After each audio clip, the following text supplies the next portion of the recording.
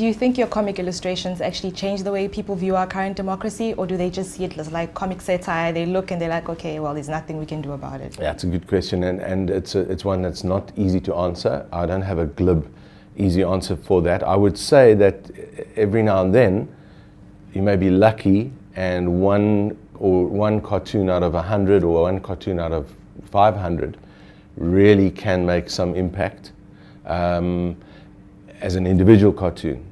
In general, I think what one's trying to do is tap into a sort of a discourse and be part of a progressive, hammering at things that may be hypocritical, things that may be corrupt, things that may be moving in a way that they shouldn't be. You're trying to, you are trying to influence people who are vacillating in that kind of grey area. It's very difficult to really convert people with cartoons. You're sort of going for that grouping of people who may be trying to make their mind up about something and think, wow, now you suddenly see it in a new way. So I think that the cartoons do help. We've been told as cartoonists by a group in the United States, based in the US, it's called Cartoonist Rights Network International, that cartooning in South Africa has as high a quotient of influence on the national debate as they've found in any democracy. I think that's part of the circumstances of our democracy since 1994, and they've said my cartoons in particular have had a strong influence. Of course, there are one or two that I do know have influenced things, which is great. And do you think the government has matured towards your criticism?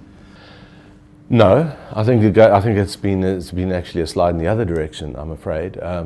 You compare, if you look, say, at Nelson Mandela and then Mbeki and of course Motlanthe briefly, and then Zuma.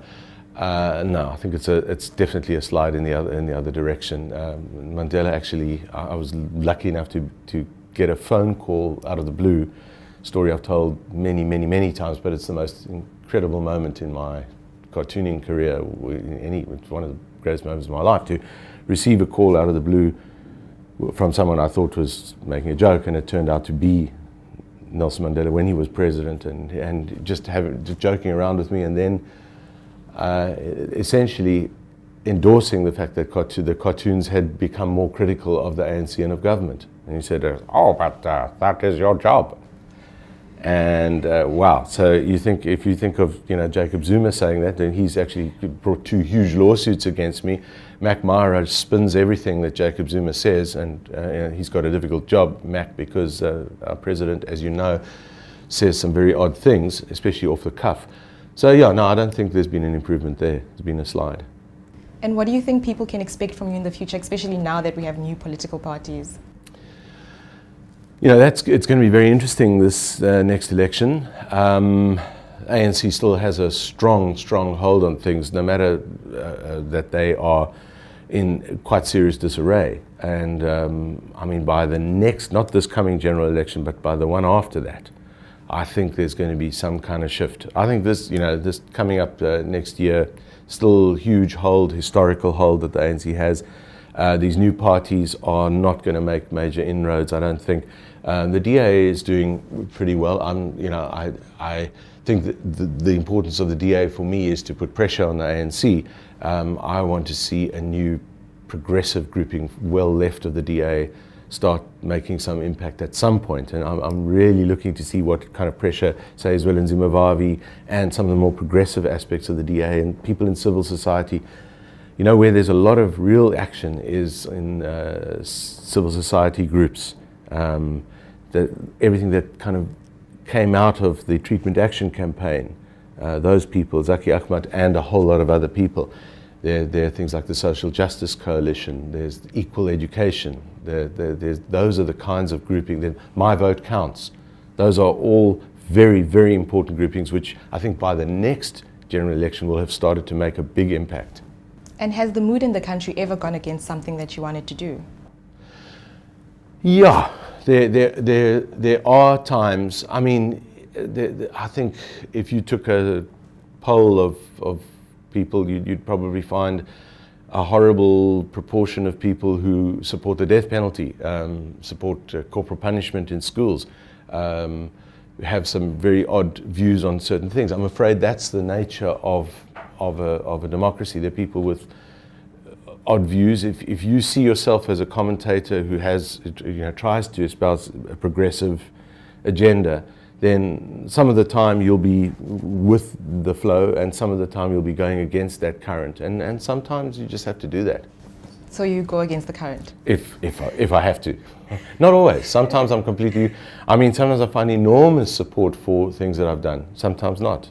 What I find is very interesting as well to tap where I am in terms of the general understanding of things is on issues of faith. And because as a secular commentator, I have a Jewish background, but I'm much more interested in seeing religion and philosophy and politics as just ways of thinking. And there's some people who can't get out of that. They really are blinkered by their belief structures. So if I do a cartoon about religion, which I think is entirely protected by the Constitution and is an interesting comment about something, trying to make a new connection that people haven't made before or that they're not making commonly, I find that there are people who throw up their hands in horror and then try and take action against me and all that. I think those things have to be tested. Do you feel that freedom of artistic creativity should be exercised with caution? Not really. I think that freedom of artistic freedom of what was that? Freedom of artistic creativity.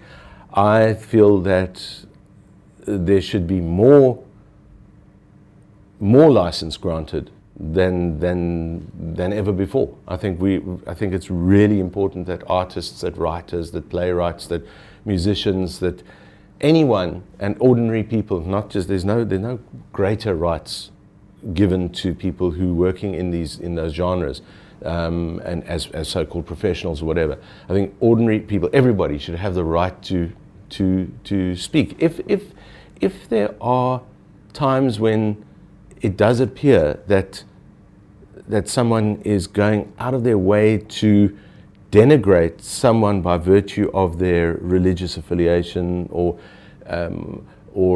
to incite harm to that person or group of people, if you that's really the issue. I think within a human rights culture, if you can draw a real connection between what someone is saying or depicting and the incitement to actually do harm to a group of people by virtue of being, say, gay or belonging to a certain religion or whatever it is, or their gender, then I think that's the kind of thing where the rights of the group or the individual can be protected by society. But if you get a kind of what I call a sort of a tyranny of religion, where somebody says something that some people within a religion don't like, and then people like the press ombudsman or certain other adjudicating bodies are almost swept up in that old-fashioned ideology, that the idea that religion should have absolutely special protection. I think that's a danger for a modern secular society.